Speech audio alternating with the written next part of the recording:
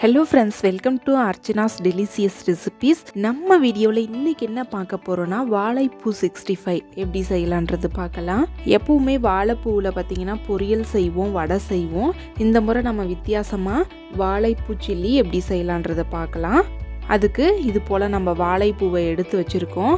அந்த வாழைப்பூவில் முன்னாடி உள்ள அந்த பிளாஸ்டிக் மாதிரி இருக்கிற பகுதியையும் பிளாக் கலரில் ஒரு நரம்பு மாதிரி ஒரு பகுதி இருக்கும், அந்த ரெண்டு பகுதியையும் எடுத்துடலாம். எடுத்துட்டு இது மாதிரி வாழைப்பூவை எடுத்து வச்சுருக்கோம். இப்போ நம்ம வாழைப்பூ சில்லிக்கு தேவையான மசாலா எல்லாமே சேர்த்துக்கலாம். அதுக்கு ஒரு பாத்திரத்தில் 2 டேபிள் ஸ்பூன் அளவு கார்ன்ஃப்ளவர் மாவு சேர்த்துக்கலாம். கூடவே 1 டேபிள் ஸ்பூன் அளவு அரிசி மாவு சேர்த்துக்கலாம். 1.5 டேபிள் ஸ்பூன் அளவு கடலை மாவு சேர்த்துக்கலாம். கூடவே 1.5 டேபிள் ஸ்பூன் அளவு மிளகாய் தூள் சேர்த்துக்கலாம். 1/2 டேபிள் ஸ்பூன் அளவு தனியா பொடி, 1/4 டேபிள் ஸ்பூன் அளவு கரம் மசாலா, கூடவே ஒரு 1/2 லெமனோட ஜூஸை மட்டும் எடுத்துக்கலாம். 1 டேபிள் ஸ்பூன் அளவு இஞ்சி பூண்டு விழுது, 1 டேபிள் ஸ்பூன் அளவு உப்பு சேர்த்துக்கலாம். இப்போ எல்லா பொருளையும் சேர்த்ததுக்கப்புறம் மசாலாவை நல்லா மிக்ஸ் பண்ணி எடுத்துக்கலாம். மசாலாவை நல்லா மிக்ஸ் பண்ணதுக்கப்புறமா கொஞ்சம் கொஞ்சமாக தண்ணி சேர்த்துட்டு ஒரு திக் கன்சிஸ்டன்சிக்கு நல்லா மிக்ஸ் பண்ணி எடுத்துக்கலாம். பாருங்கள், இந்த அளவுக்கு திக்காக இருக்கணும்.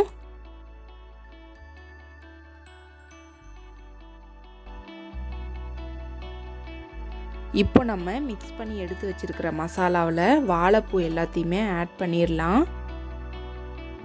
வாழைப்பூ எல்லாத்தையுமே ஆட் பண்ணதுக்கப்புறம் இது போல் நல்லா மிக்ஸ் பண்ணி விட்டுருங்க.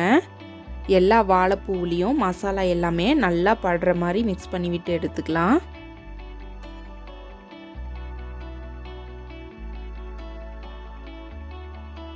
மசாலா எல்லாத்தையுமே நல்லா மிக்ஸ் பண்ணதுக்கப்புறமா இது 1 hour போல் அப்படியே வச்சுருங்க. நல்லா மேரினேட் ஆகட்டும்.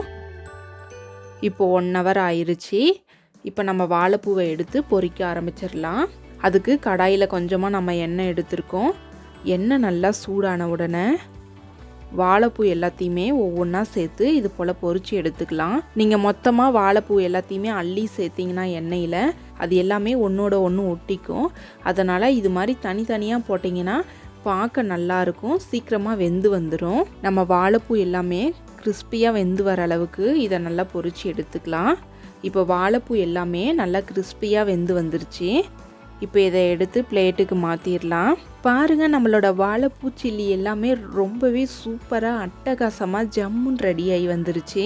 கண்டிப்பாக இந்த ரெசிபியை நீங்களும் உங்கள் வீட்டில் ட்ரை பண்ணுங்கள். ட்ரை பண்ணிவிட்டு எப்படி வந்துச்சுன்னு உங்களோட ஃபீட்பேக்கை எங்களோட ஷேர் பண்ணுங்கள். இந்த வீடியோ உங்களுக்கு பிடிச்சிருந்தா மறக்காமல் லைக் பண்ணுங்கள், சப்ஸ்கிரைப் பண்ணுங்கள், ஷேர் பண்ணுங்கள்.